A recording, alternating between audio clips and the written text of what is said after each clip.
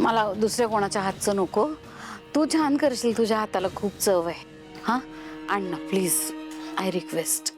नको आणते मी. थँक्यू.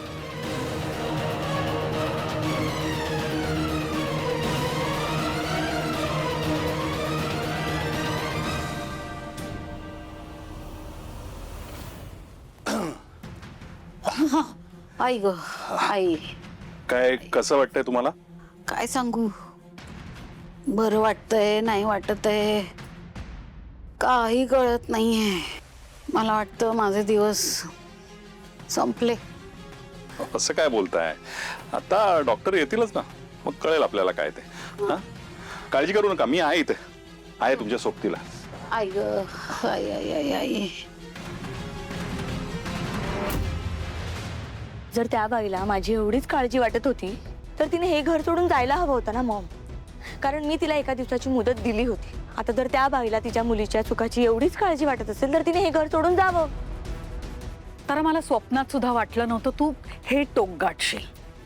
तू का ऐकत नाहीयेस? मी तुला समजावून सांगतेय, सोहम सांगतोय, ही पोरगी सांगते कधीपासून, तुझी आई सांगते, भैरवी तुझ्या वडिलांनी सुद्धा तुला समजावलं, तरी ऐकत नाहीये. एक मिनिट, तुम्हाला कसं कळलं मला पप्पांनी समजावलं ते? हा,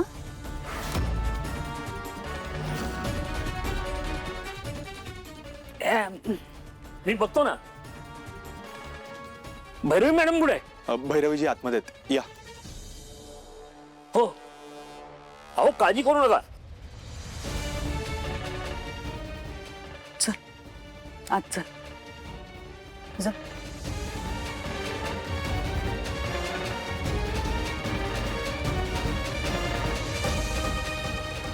डॉक्टर लवकर या हो, मरेन मी मेल्यावर. येणार आहात का तुम्ही? मॅडम, मी?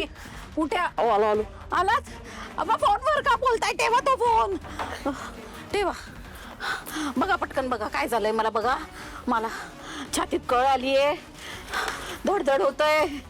डॉक्टर डॉक्टर बघा हो, हात पाय गार पडलेत माझे. बघ अहो, लवकर. काळजी करू नका. नाही मला बहुतेक. हो मी आलोय ना, तपासतो मी. तपासा तपासा तपासा. भैरवीजी तुम्ही अजिबात काळजी नका करू, डॉक्टर आलेत, ते सगळं ठीक होईल.